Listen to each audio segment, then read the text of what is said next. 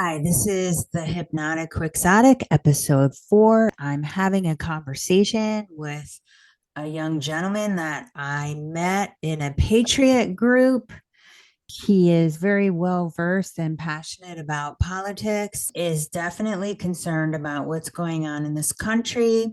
He is currently in the Army Reserves and knows about a little bit about the activation of the troops in terms of the Ukraine war. From here, Minuteman, I'd like to hand you the microphone and sort of give us your opinion on this war in Ukraine and what's happening with our troops and with other troops. Like pretty much on this situation, I mean, we've been already like a year or so ever since that this conflict erupted, and now in like a day or so ago, Joe Biden. I mean, you can look it up with like the White House official page. That he authorized the Secretary of Defense to mobilize not just from individuals that are within the reserve components, but also those that are not in officially in the service, but are still within the obligated service period. That the I guess you can say like the backup of the backup of the backup. If the worst would ever happen. Kind of like what took place 20 years ago with W. Bush, and like 10 years ago before that with his father. That he did they did the exact same thing, that they activated people that were no longer in, but they were still on the database to be activated because they still had obligated service to meet. And it's very concerning because this is a situation that, like, first and foremost, I mean, people may say that, like, that I'm a little bit rational when it comes to this, but the conflict in Ukraine, I mean, it's becoming pretty much our generation's Vietnam. And the next Gulf War 1 and 2. Like, we have no interest over there. It is not our fight. Like, why is it that, like, that we had to keep being the policemen of the world? I mean, we've kind of like been at it ever since the end of World War II. I mean, the Marshall Plan, all of that is still to the president, and it's still the exact same, only on their different modern circumstances. And pretty much what I've learned regarding Ukraine, I mean, this is not something new. Like, Russia has been for like not decades. I mean, Russia has been for centuries trying to conquer the Ukrainian territory. Like, I mean, from a source, I mean, they have been at it since like the 15 and 1600s trying to conquer that territory. So, like, you know, people making it seem that is now going on, or like what happened 10 years ago when Vladimir Putin occupied the Crimea and other regions of the Ukraine. I mean, that is not new. I mean, but people just fail to look at history. And pretty much that's where I come in. I mean, I try to dig into the history, dig into the precedent, and there is a precedent, and to see if there is any relevance to the modern context. Just to try to gain a better understanding, versus what any media site tries to tell you, or what any government tries to preach you. But yeah, I mean, I've been following this in recent time, and due to that situation, and just seeing like fellow members being like, like having that false motivation, or like that false sense of reality, that like, oh, we're gonna get some, we're probably gonna go there. And the only thing that probably I can try to, like, I guess you can say, reason with them is like, so you'd rather go thousands and thousands and thousands of miles to somewhere that probably people didn't even know that existed on a map, versus securing your own country. Because right now we got a wide open border situation, a situation that really demands our military to be there and safe keep it, because that is actually their duty. That is actually our duty. It is our oath. That we are supposed to support and defend the Constitution of the United States against all enemies, foreign and domestic, and bear true faith and allegiance to the same. But the fact of the matter is, our military doesn't even get taught what the Constitution is. And I've been at this since 2016, and I've never have ever had a seminary or even a 5 minute class as a what is the Constitution, what is the Bill of Rights, what are all, the whole 27 amendments. Nothing. Our military, they swear an oath to just empty words gone with the wind, and people, you know, tend to have a blank stare when I say that, because it is the truth. But our military has already been downgraded at a moral level, because what do they emphasize in the military, as in like seminaries or classes? Oh, sexual assault prevention. Oh, diversity, equity, inclusion classes, or like extremism in the ranks. Everything to deviate their true purpose, and that's what makes all of this very concerning. Because if even if we have the highest numbers to fight someone else's war, that ain't gonna matter, because we already have a demoralized military. So like, to have the courage, to have the motivation to actually know what you're fighting for, it's irrelevant. Yeah, I And agree. But also, being the researcher that you are, haven't you noticed that we have special interests in Ukraine, the United States, in the form of biolabs and human trafficking and such? well, I mean, it has been reported and it has been mentioned that on one side, pretty much for like the last 10 plus years, especially involving the Biden family, that they've been in like multiple, and who knows, hundreds of dealings with like Ukrainian officials. So like this is a lot more than just funding a proxy war. I think this may involve money laundering and elements of such corruption nature. Yeah, me too. And to send innocent lives and endanger them for the enrichment of the 1% and some select politicians seems criminal, frivolous, and irresponsible. But I would argue that almost, I don't know how you feel about war. You probably know more than I do, given that you're in the military. But I feel like almost every war we've ever fought was not, the reasons were never justified. Oh, no, no, no. I mean, who knows? You're pretty much all the way right, or close enough to it. Because like, if we look back, I mean, like for instance, World War II. All because like we put in an embargo to Japan, and then later found out that like actually, President Roosevelt hid a lot of details, as in like what forced us into the war. That it wasn't just the Japanese bombing the hell out of us at Pearl Harbor. So it kind of like makes you go skeptic all the Yeah. way. Mhm. And if you look at this, what led us into the Korean War. Well, yeah, I mean, right after World War II, President Truman had his own doctrine to like avoid communism and all of those factions, to try to get to the national interest of the United States. And well, and as soon as you saw the North Koreans trying to occupy Seoul, Korea, he just went in and mobilized our military along with the United Nations. And then you look back like 10 plus years or close enough to it, and you have Vietnam. The same situation happened in Vietnam. Then it's, uh, having like false flag operations in order to justify us, getting us into a war, like you probably know, like the Gulf of Tonkin incident and all those details and elements. And not to mention that we had a president that got killed for pretty much for the main reason that he was against sending us into a foreign war. Because like it is no secret that the President John F. Kennedy didn't want us at all to be in Vietnam. Like his national memorandums clearly prove it, he was pretty much up to the point of having all U.S. personnel withdrawn from Vietnam by the end of '65.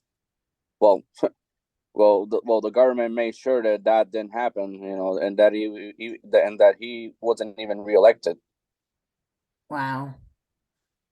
Yeah, so it's and this big myth, right, that we're fighting communism is ultra ironic at this moment in time because we're fighting communism forever when it's literally inside of America's borders.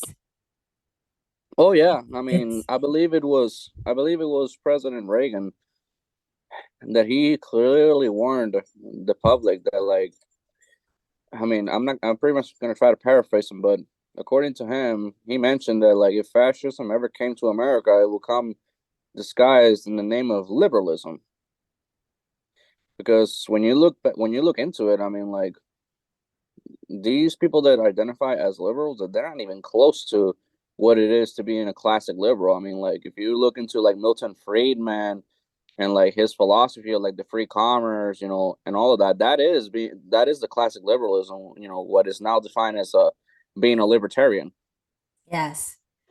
So, like, like the Democrats, they pretty much, excuse my language, but like they have taken that label of liberal and they have prostituted it under the disguise of Democrat socialism, or pretty much any type of faction that actually leads to socialist ideals. And that's And what's been going on for fascism like the last 60 years. and fascism. They're fascist. Well, I mean, if you look into it, fascism, communism, all of that is from the same branch. Like it partakes from socialism, because socialism was the main. Communism, according to the manifesto of Karl Marx, was like the conclusion, like, or the phase two of his idea that, like, okay, once the communism was to be fully implemented, there was not going to be any government, no currency, and there was going to be only a new man grateful to his society or the state. I mean, at least that's what he proposed, and he was crazy because it never got, every country that experimented it never got past the phase one. But a lot of these, like a lot of these socialist worshippers in college, I don't think they've even read the manifesto. They just always imply that, like, oh, like, I wasn't there in that time. We can make socialism what it is, and I'm like, tell that to the 100 plus countries that have already tried it. Well, But now, yeah, but now it's mm-hmm. it's the world. They're trying to implement it simultaneously for every country at the same time now. Mm-hmm. Yeah, and that is somewhat frightening, um and like going a little bit back into it. For instance, the person that is accredited with creating the fascist movement, Benito Mussolini, what was he? He was a socialist. He belonged to the Socialist Party and all of that in Italy. But even the socialists thought that he was far more extreme. So, he decided to create like his own little variant of socialism, implying a little bit of nationalist ideals.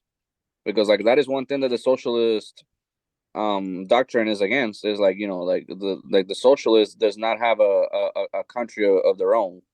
Or at least that's what what Marx implied in his manifesto. Mhm. And then you look into it, Hitler got inspired by Mussolini.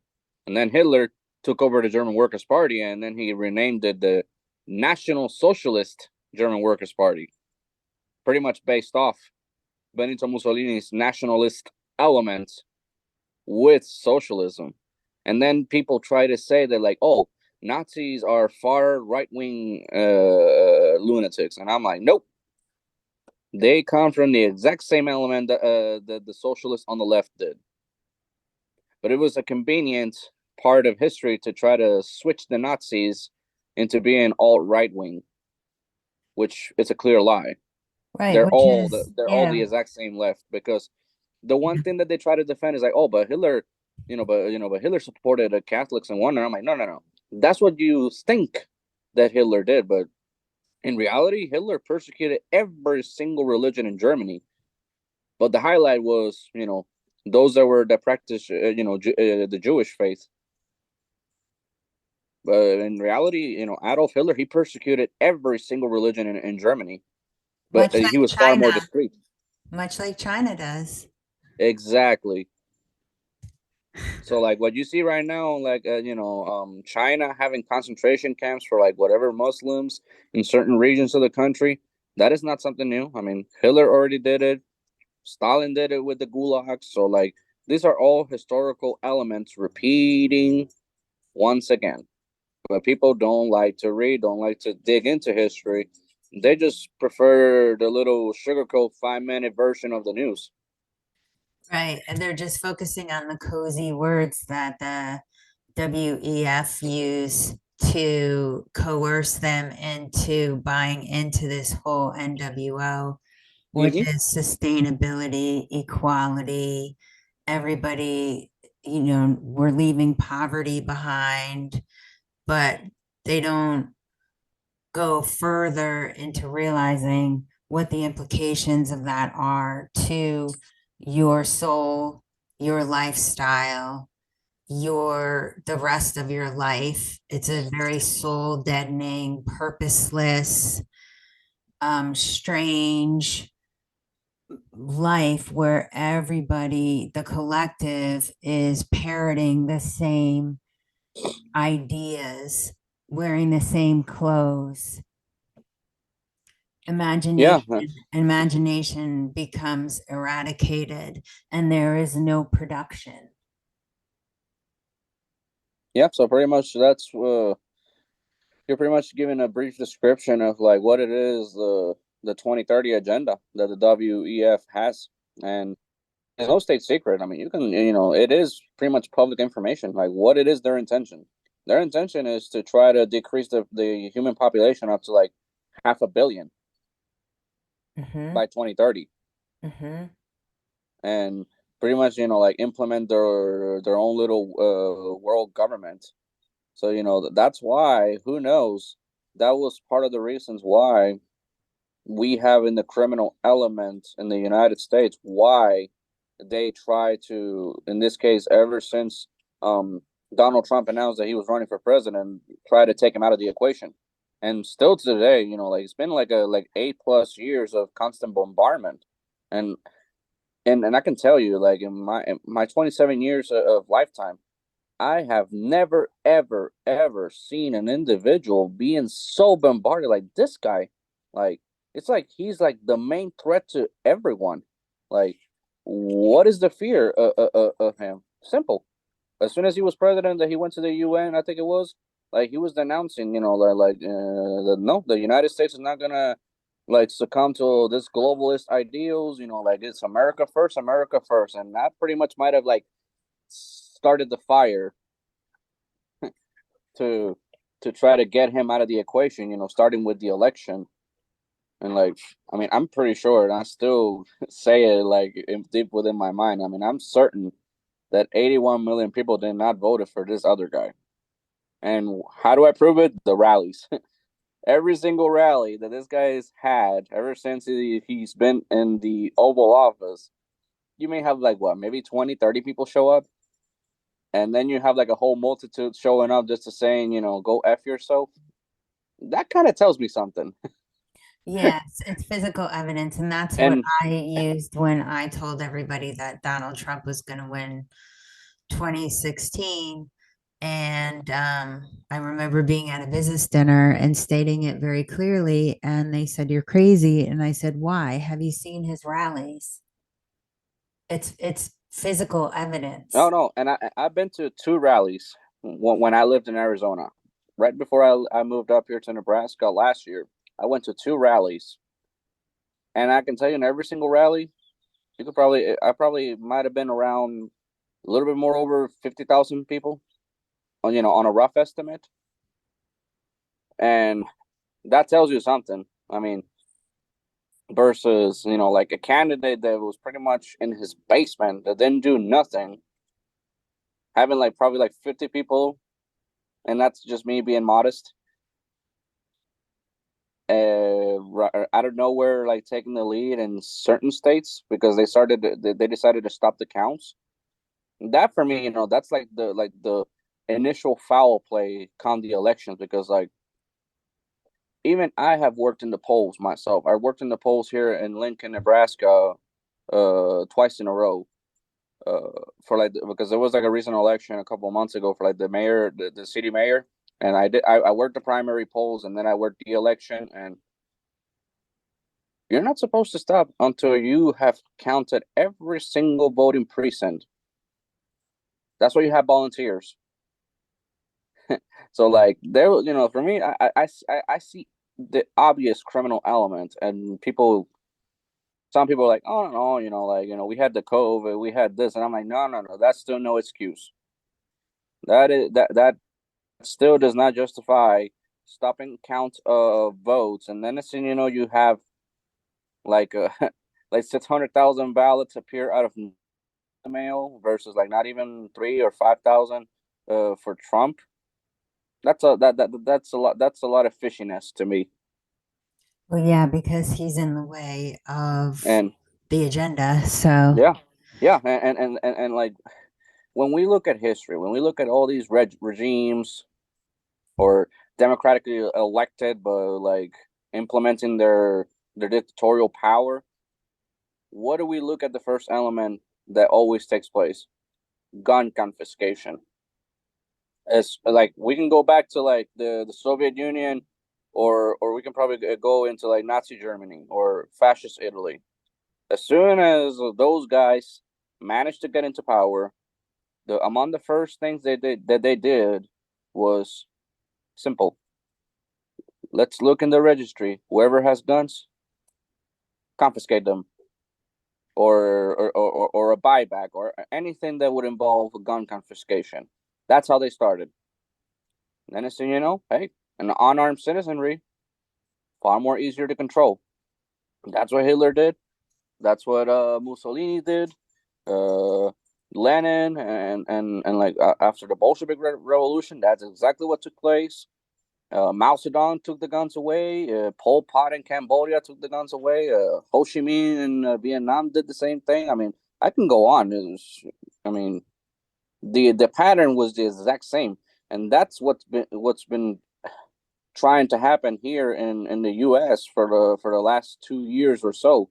Like, oh, we have a school shooting. No, no, no, no, no. Now you have these politicians trying to justify. Oh no, no, we need gun control. We need gun control, and I'm like, nope. What you need to do is actually reform the background check how people get guns. Because I can tell you, and I filled the ATF background check myself. Nowhere in that form do they even ask you, have you had any history of mental illness or related or anything like that within that premise? It doesn't. So, like, how many people that have actually gone through the history of mental illness or mental disability or related and have been still able to get guns? That's the element that, like, the government fails to mention, or in this case, like the but the politicians. government is now creating mental illness in everyone. So, Oh, yeah.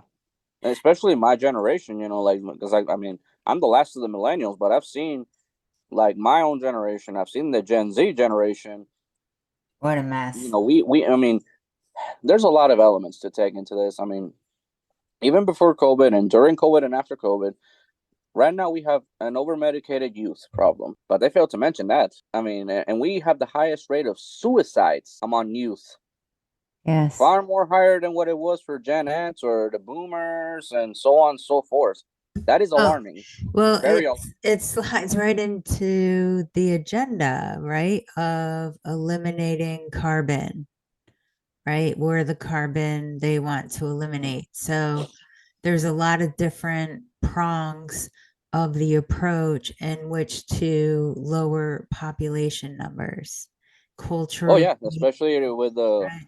with the sexualization of kids, you know, the sexualization of kids, and Terrible. convincing them that, like, oh, it's okay, you can, you know, if you're a boy, but you can identify as a woman, or you can identify as none, and you know, have your little wood chopped off. I mean, this is no coincidence, No, it's not. because like once those individuals are starting those so-called affirming cares, there is no going back. No, I there mean, isn't. And they're so young and impressionable, exactly. and the mind isn't even fully developed until you're 25 years old. And Yeah, I mean, to, it's like the same. If I was to say, like, you know, say that I'm like, I don't know, like an 8, 10-year-old boy, and I have like this, and I have this idea, like, hey, I feel like a pirate, and you know, like, maybe they should just chop one of my eyes and chop a leg off. Yeah, I mean, how would a doctor look at that? He's gonna look at them. This kid is insane. But then, ironically, if a kid around that age, you know, like say a boy says that he's a girl, and he wants to be a girl, oh no, no, most doctors, because they bought into the idea, oh no, no, no, no, we're gonna affirm that care, we're gonna treat you, and we're gonna transition you. I mean, or at least that's the um or at least that's like the gesture. And a lot of people don't know, or probably people do know, and they just don't want to dig into the deep. um they don't know, like, asking, like, how did this theory came into place. I mean, it all started with a pervert by the name of Dr. John Money. You know, like, his theory was like, oh, you know, like, babies are born, but they don't actually have a gender. It all depends how you raise them, and you know, like, a boy could grow as a girl and be completely fine. And then he experimented on twins, his theory, and that led to a catastrophic result. But like, what happened? He didn't got any repercussions. He didn't face any reprimands. Nothing. But and then you had to, like, whatever it is, like the you know, like the Association of Psychologists, whatever, they adopted his ideals. So like what used to be you know, considered a mental delusion, now it's just like the norm. who is that? When did that happen? I think that took place in the midst of the 70s, if I'm not mistaken. Wow. I've never even heard of them. I heard of pedophilia beginning with Alfred Kinsey. Oh yes, I mean, Alfred Kinsey was like the main instigator that led to the public schools adopt sexual education a curriculum, especially at a very young, early grade, like around fourth, fifth grade, starting to teach all of that stuff. And Mm-mm. and of course, yeah, you know, like his book, you know, like that, quote unquote, his data was collected from like convicted sex offenders in jail. And then later what turned out is, like, you know, like all that research that he managed to collect was completely fraudulent. So that kind of like throws in a lot that, like, this guy, you know, did a lot of atrocities, and he still managed to get away with it.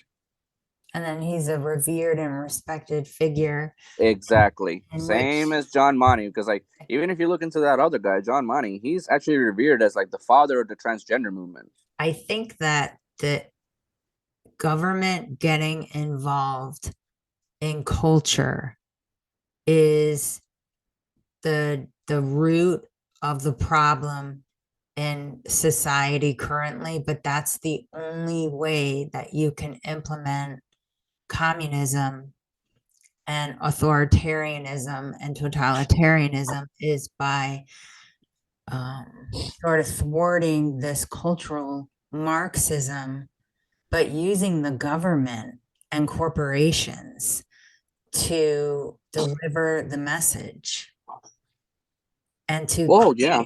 create laws around it. Yeah, I mean, that's exactly an example of what we saw in recent years, especially in 2020.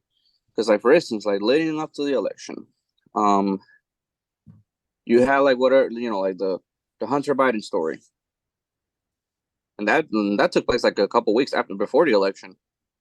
Then, so you know, every single media outlet, no, it is a Russian disinformation, or a lot of the media, like the online media outlets, nope, we're gonna censor that all the way.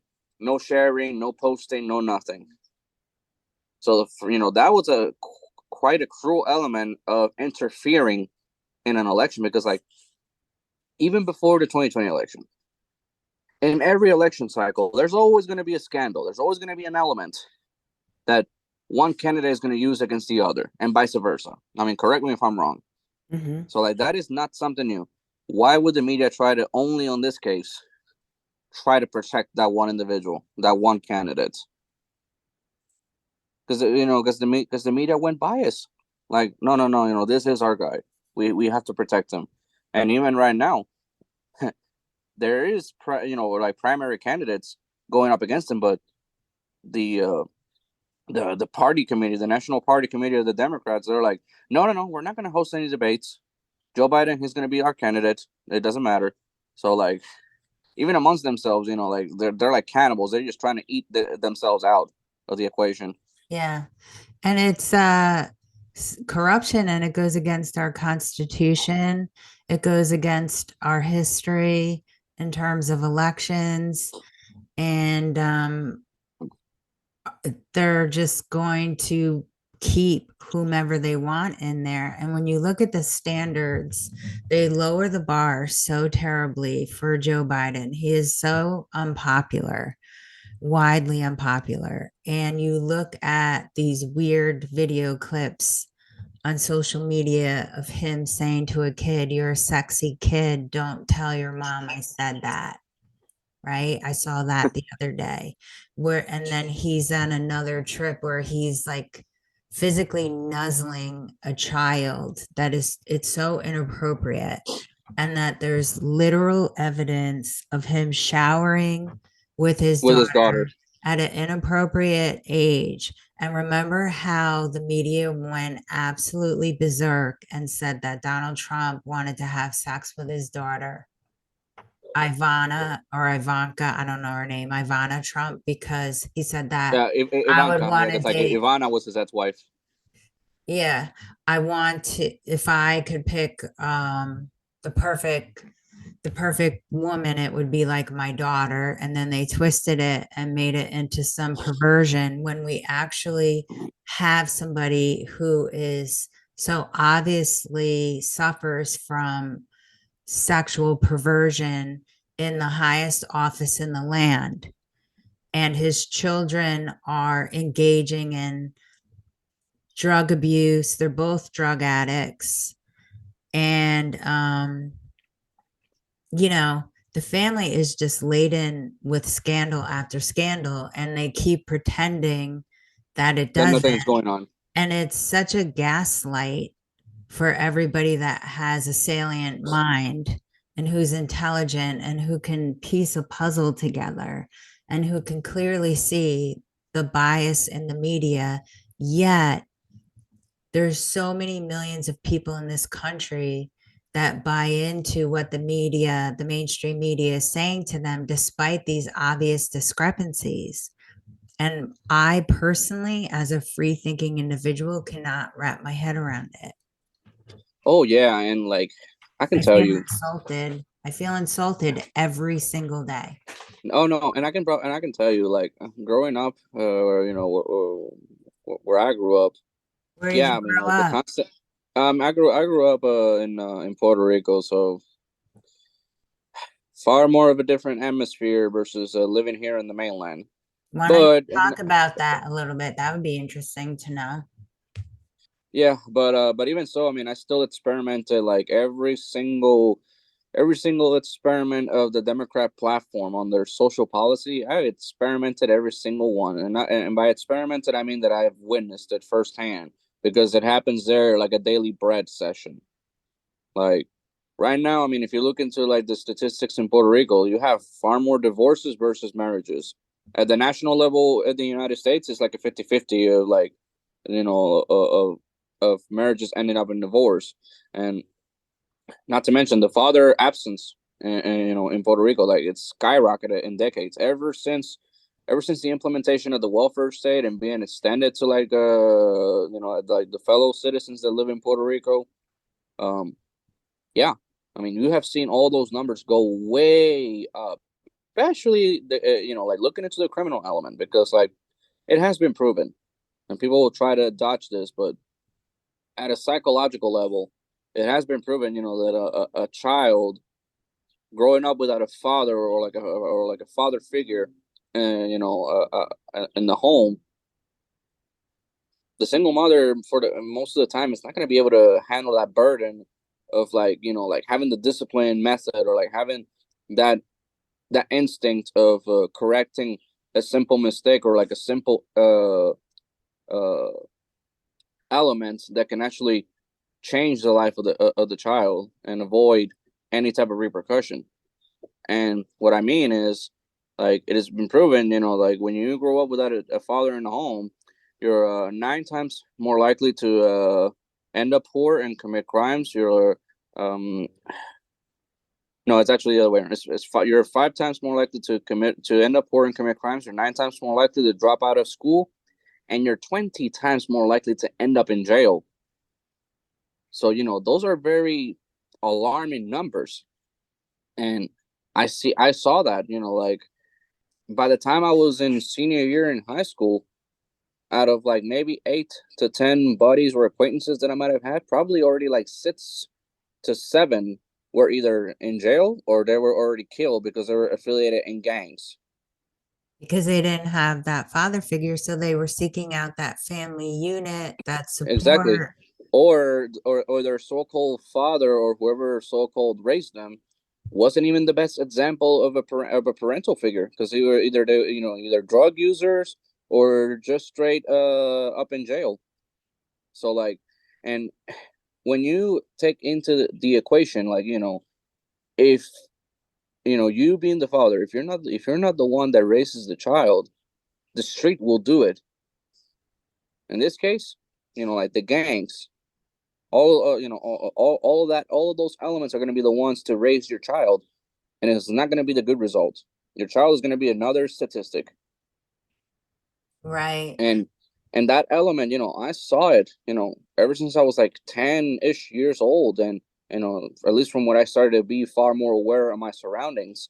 And luckily at age 20 was when I managed to enlist out of Puerto Rico to join the Marines, because like I didn't want none of that life. And not to mention,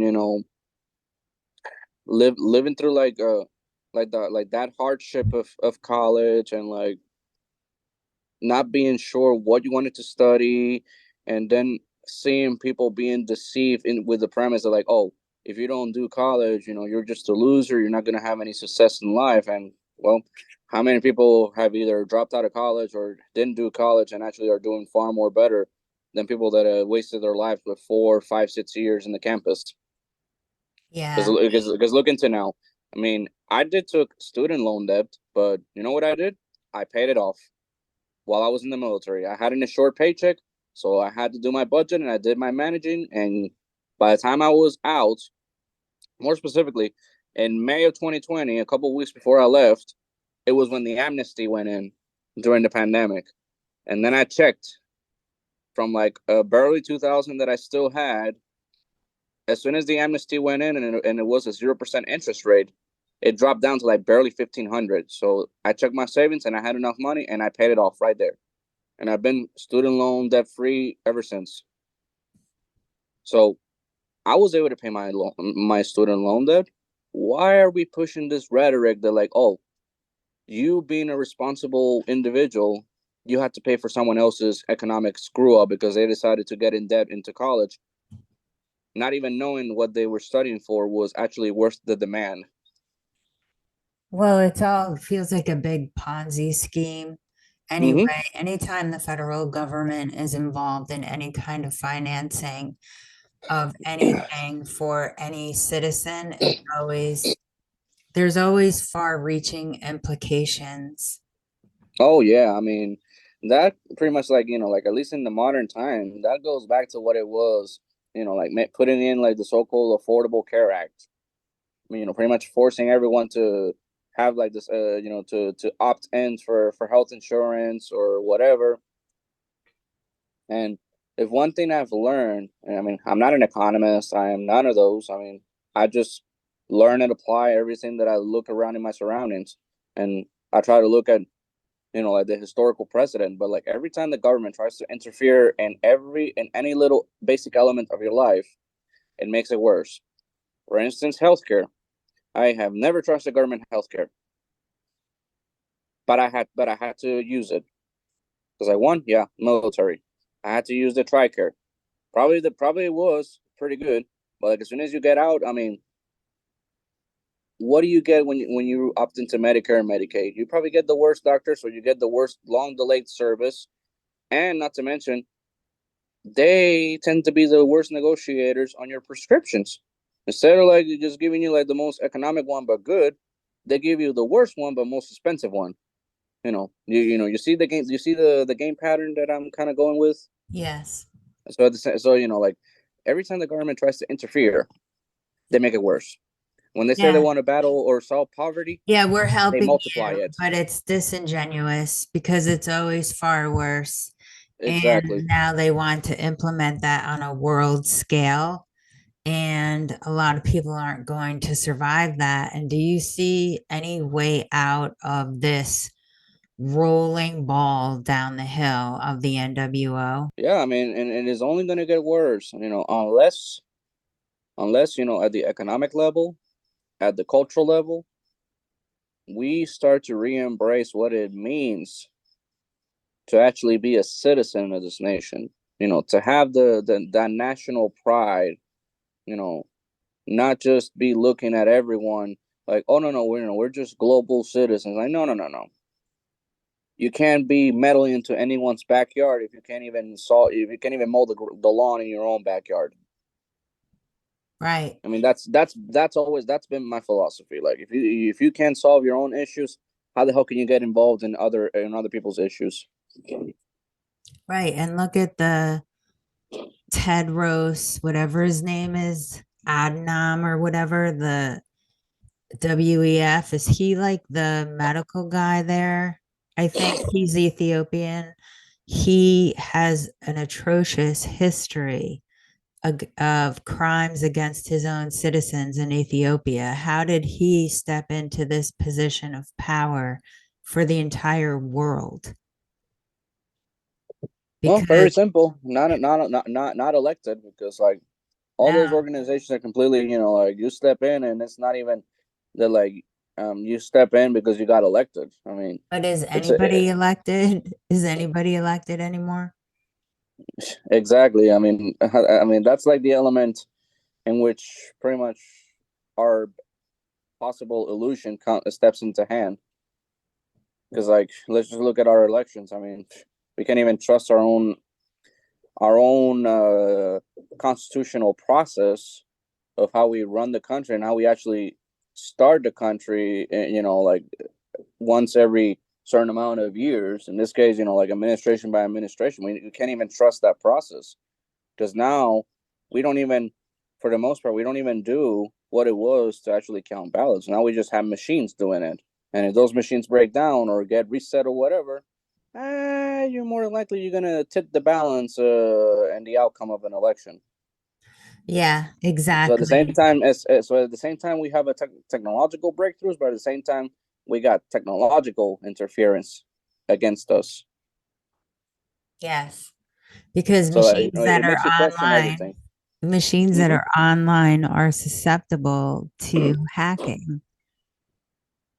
Yeah, exactly. So like for me, I'm like, why don't we just go back to the method that you would have people just print you the paper, you would fill it, They don't want us to go back to that. you So, cast it, and then you cast it, you have your privacy, and then come the end of the night, every single one of those pieces of papers are counted, and that's on it. camera, on camera.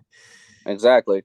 I But no, they don't want to suggested, do that. yeah, I suggested that we come up with a website prior to 2024. I don't know who we are, but this is just a brainstorm session that I had with somebody that we should have a secondary way to count our votes, and that you can log in officially to this website. You can scan with your phone your ballot, your physical ballot, or take a picture of what you did on the screen if you're using a machine, but somehow it has to be validated with a geotag, right?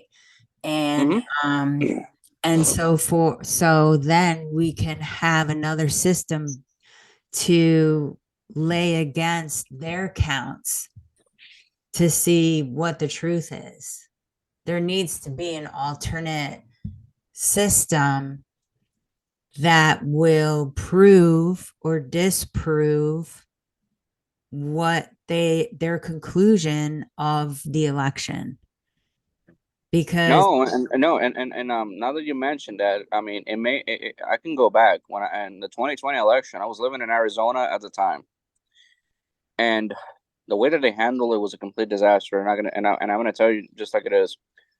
Instead of like having us just show to the voting precinct or whatever and like cast our ballots, this is what happened. They send the ballot in the mail. Okay, you would put in your signature and all that on the top of the envelope. But when it came to deposit it, they just had like a couple tents outside of the voting precinct, and everyone was driving there like if it was a drive-through. mm, And you would just give it to the person that was so called working the like working the polls. And after that, you didn't even know if your ballot ever got tabulated and accounted for. And then ironically, on the Arizona side, you could actually check your ballot, check the whole process, like all the way until it got tabulated and accounted for and actually counted. Mine never did. My wife's never got all the way processed. So that kind of tells you, like I pretty much witnessed the criminal element in my face. wow. And not to mention, this is like Mm-hmm. taking it a step further, which is probably unnecessary, but po- people who are posing as members of a certain political party and promising, policies and to work on behalf of the American people, once they're voted in, they're completely flipping and not doing what they were voted to do. And they're voting against the interests of the people that voted for them. So that's another issue on top of our election system is completely compromised. Our politicians are completely compromised. So is there a way out of this? Well, I mean, for me, there can be lots of possible ways. Good. This is Like for a great instance, way to end this. So tell me the ways so people well, I mean, can for feel instance, optimistic. well, I mean, I try to be optimistic. I mean, because I mean, in the midst of all the all the hardships and darkness that we may face ahead, I mean, I try to look as in what can be a good hope, but sometimes it's very impossible to just focus on that. But like, yeah, I mean, I follow what is the Convention of States. I mean, which is another mechanism to try to amend the Constitution, but at the same time, it takes far more longer than Congress proposing an amendment and trying to go through the process of like the 2/3 on each side, and then the 3/4 of the state legislatures ratifying.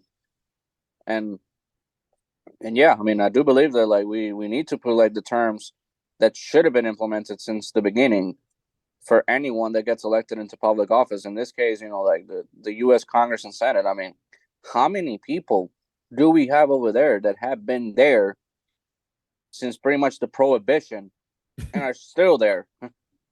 In wheelchairs with one Yeah, eye, pretty arm much. doesn't Like work, they're can't they're not walk. actually capable of discharging their duties, or they're just there for the money. And Yeah, but it that's proves my case. how do we as people start to try to take control against the 1% of the people that own our banking system, own our economy, our livelihoods, our jobs, everything. I mean, without we might need a complete overhaul. And for many people, that seems completely overwhelming. But it's clear that there need to be some major changes. Do you see any way out of this incoming world globalist, authoritarian, totalitarian, communist regime? I mean, if I mean probably like on an immediate scale, I don't think I can see any light being shed to fight this. But I think probably on the long run, we're probably gonna have to like break it down to how we even like fought for our independence, our sovereignty. We're probably gonna have to take it up a notch to that same element. We're probably the people are gonna have to be forced into building their militias, take over the government, and from there, who knows what can happen. And probably that's exactly what I see. People try to hide that we're, like that nothing is going on, but as of now, I see we're already engaging in a civil war because when you have a government pretty much telling you that half of the country are extremists or there are a threat and trying to have that disenfranchising tactic to look at us as like the outcasts or like the dissidents. That's the term. Yeah, like the yellow stars. They're Exactly. they're trying to create that perception that if you don't go along with all of this cultural agenda that we're pushing, you're the enemy, you're the dirty person, you're the person that needs to be eliminated. Exactly. So like I hate to say it, but I am very certain that this will lead to like harsh decisions, and it will lead to the desperate measure to desperate times leading to desperate measures. And taking into effect that that in this country we have far more weaponry and firearms versus people, that kind of says that like if the people were to regroup into that element, we have more. Good, because like at the end of the day, not even a 1% of the whole population is recruited into the military, so that gives you an advantage. Second, the military, in this case, our military cannot engage in shooting or going into any type of like discourse of that nature against his own citizenry, because that technically be considered war crimes. Um, Yeah, but don't you think that they're taking that into consideration and taking a lot of the illegals and putting them into these military camps in Texas? And they will use like a UN style army to come in and counteract some sort of revolutionary attempt. I mean, who knows what that can lead to? And I mean, and I can probably tell you, I mean, in 2021, I was there in Texas. I was, because like my parent unit of the National Guard is actually there in El Paso, and we were activated to be in this southern border area of Eagle Pass, Texas. You probably might have seen it on the news. That that you had families trying to cross the Rio Grande River, and I can tell you, I was there. Pretty much a majority of the National Guard that was there, we weren't even armed. You know what we had? We had batons and riot shields. That's it. The only ones that were armed barely was like the Texas law enforcement. And what was I seeing right in front of me on the other side of the border, right passing the Rio Grande River? I could see the smugglers, especially like the very well known coyotes. What were they? How were they? Oh, they were armed. They had gold plated AK-47s. I can see the shininess out of that from a distance. And they were not even aiming to their side. They were aiming to our side. While we had families, in this case, we had, families of those illegals trying to cross into the border, and we were there just as a show. Nothing happened.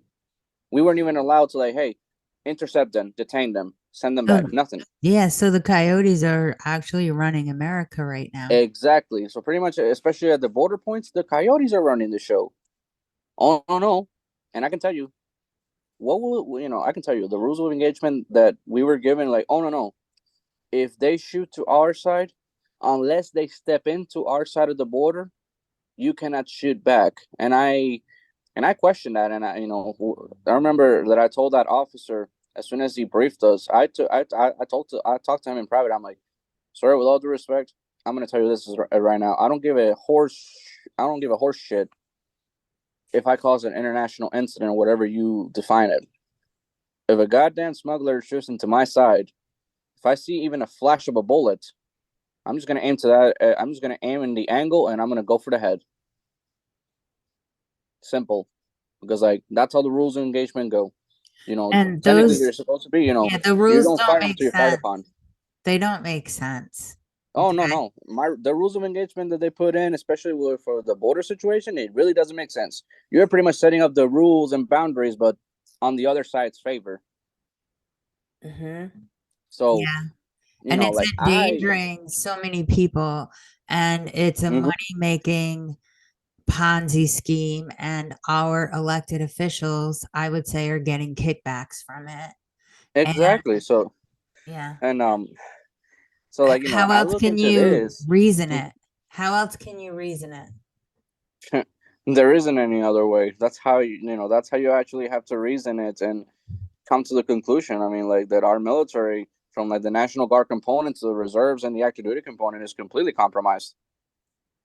Because like They're complicit. I could tell you this: if our military was actually educated, as in what our laws are and what our constitution is, as soon as we would have seen that element taking place, our military would have had the common sense, like, no, this is not our laws. We're gonna do something about it. But no, the military does not get instructed into any of that. But yet they swear an oath to it.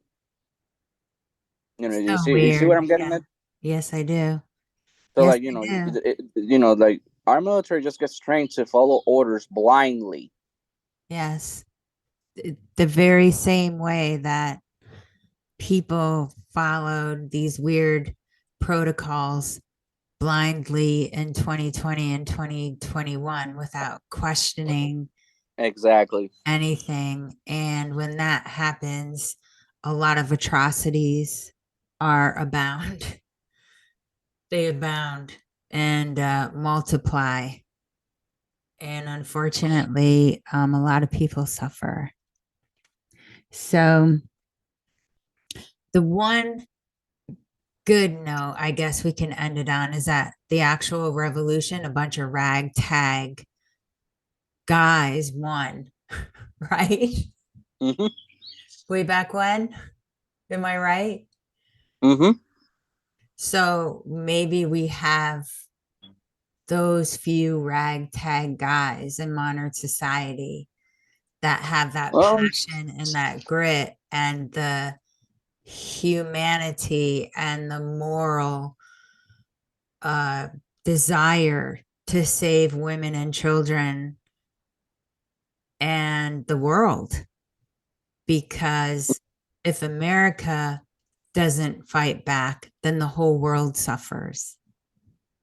oh yeah, and if we look back into the historical precedent, I mean, our War of Independence. I mean, how many of the whole population was supportive of fighting in arms and combating the British Empire? Not even a 3% of the population. Yeah. Maybe and like if 3% of the population, along with the aid of the French and the Spaniards, managed to defeat probably the biggest empire of the time, maybe we as a society, knowing that we have rights enshrined in the Constitution, that if any government becomes destructive or oppressive in the ends of serving the people, we actually have the leverage to do the exact same thing that those patriots did from 1776 to 1783.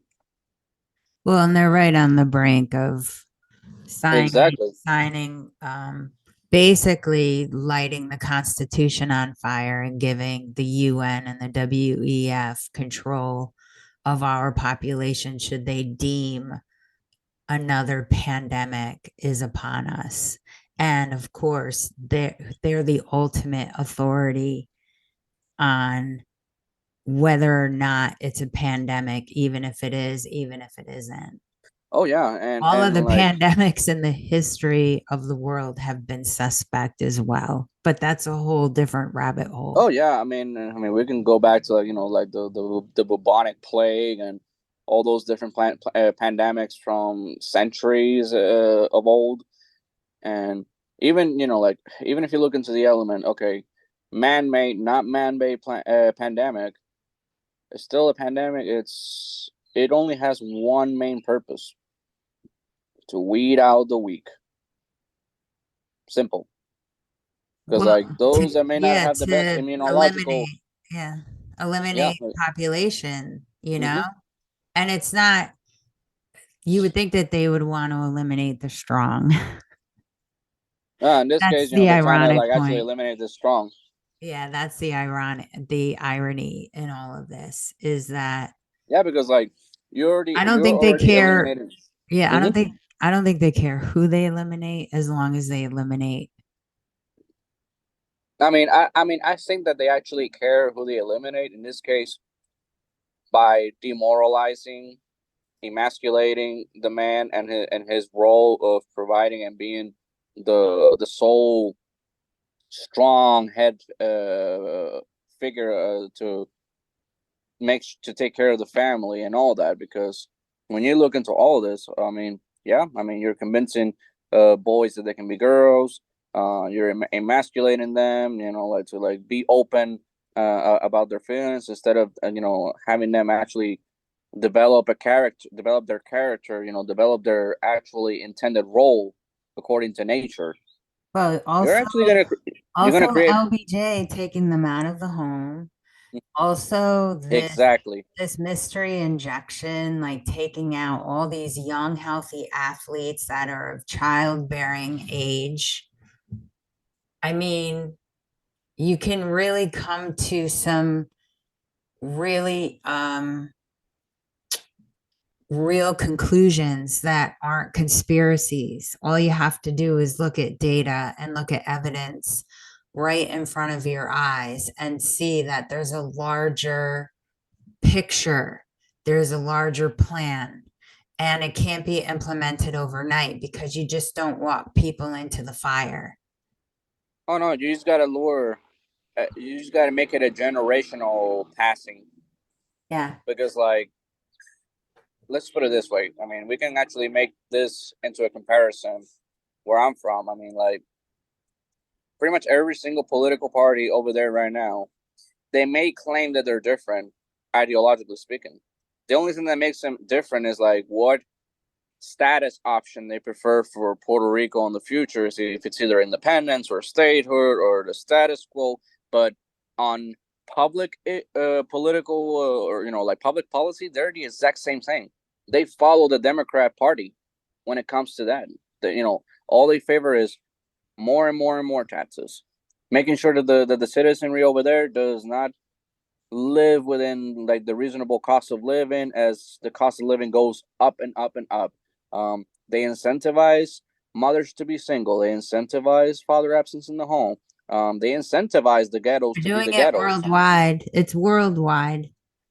Oh And no, but but like me, like I'm narrowing it down as in like in the national level. Like yeah. we, like my place, like where I'm from, it has been that social experiment for decades, and mm, pretty much when the election cycle comes, what is like the mentality? Oh, I'm gonna vote for this because my parents voted for this party, or like my Well, grandparents also voted for this because party. I'm poor and I need government help now. Now that Exactly. all these So policies have rendered me helpless and inflation, I can't afford exactly. my life So like anymore. I'm so gonna like pretty vote much for the like what you person. see here. So like what you see here at the national spectrum of like that victimhood, that government dependency mentality. Mhm. You see that reflected if you ever step into Puerto Rico. You're gonna see it everywhere. Instead of people having that mentality of like, wait a minute, to make sure that like I don't have to rely on the government. You see very few, or like very, very, very relatively low few. But the rest, it's already a generational culture passing of time of like, no, my parents voted for this guy, my parents voted for this party because they helped us, quote unquote. They gave us a lot of government programs, they gave us this, they gave us that. It's like they have like that cult of personality, and they made it a generational part of the culture, which is the thing that I despise the most. I'm on the people over there, and I'm like, Listen, it's the same here. It's the same mm-hmm. everywhere. It's how you implement total control of the citizenry. Oh yeah, because like I can tell you this, I don't think in recent time there is no movement over there that has been able to get into, like gain control of the legislature or the governorship and be like, no, we are going to incentivize through public policy that everyone is their own, is their owner of their of each other and one of their own destinies. Like, no, they don't incentivize that mentality of like, you are the one that is in charge of your destiny. You are the one that like, you can make your business, and like I am not going to tax the hell out of you so you can actually be prosper. No, they don't incentivize none of that. So like it's like if I was in California or if I was in New York or in one of these other, like blue ass states. And it's sad because like my island, they have a lot of potential. I mean, the land over there for agriculture, it is, you have a lot of fertile abundance over there. You can grow plantains, you can grow tomatoes, you can pretty much grow any vegetables or any fruits over there. You can make it a competitive location for that industry, but they don't incentivize that self sustainability. And it's all just the victim, the victocrat mentality. Like, no, no, no, I'm just gonna ask the government for more, for more, for more, instead of just being your own owner of your own destiny. Your own advocate. Yeah, Yeah. your own advocate. Yeah. Okay. Well, I really enjoyed talking with you. I feel like we have a lot in common in terms of self determination, individualism, freedom, sovereignty, all those important things that allow you to reach your full potential and to self actualize and to challenge yourself and to actually, search out your purpose in life. And what's happening on a global scale is the opposite. Mm-hmm. And it's very alarming to people like us who are so determined, self determined to challenge ourselves and see what we're made of. And that's the human spirit and that's the human soul. It goes against common law and it's a complete and utter enslavement. I hope that enough people will understand that and will find purpose in their life and in freedom and in sovereignty and decide to not comply. That's my wish. Well, it's a lot of people's wish, but are people willing to like actually be, true to what they believe and be willing to go down as an individual of conviction for what they believe? That's the big question. Because people can try to believe what they believe, but then some little hiccup happens, and they will either try to retract or pretend that that is not actually what they believe in. So, like at the end of the day, there's always going to be a very few select of us that are going to be willing to be true to our ideals and be willing to go down as individuals of conviction when the worst of the worst hits the fan. Yes. Pretty much, that's where I come in. Right. And we can only hope that people can find their strength and their courage and their bravery, if not for themselves, for their children, for their grandchildren, and and everybody coming up in the world, because, you know, that's who's going to suffer the most. And that's your generation, people having, you know, with young children now, about to start families. And unfortunately, within the young generations, we have an impotence of will, intelligence, and physicality. But let's try to end this on a positive note, can we? Well, I mean, we can always strive to. I mean, that's what I'm looking for. I'm looking for a unifying message, to find it within your humanity, to not comply, to start to do more research, to start to learn more about history, and to look for the patterns that are happening that are indicative of mass genocide and communism, and recognize those patterns and say no. Oh yeah, I mean, for me, probably if I was to give like like a end on a high note, it's like we have got to stand up to the fight and not be in the business of looking for more lambs and leading the lambs to the slaughter, but rather we should be on the business to look for the lions and have them wake up and take action. Okay, on that note, we will end this podcast. Thank you so much. I really enjoyed our discussion. You are a true intellectual historian. I appreciate your intelligence so much, and I'm so happy that I met you. Oh, likewise. Thank you.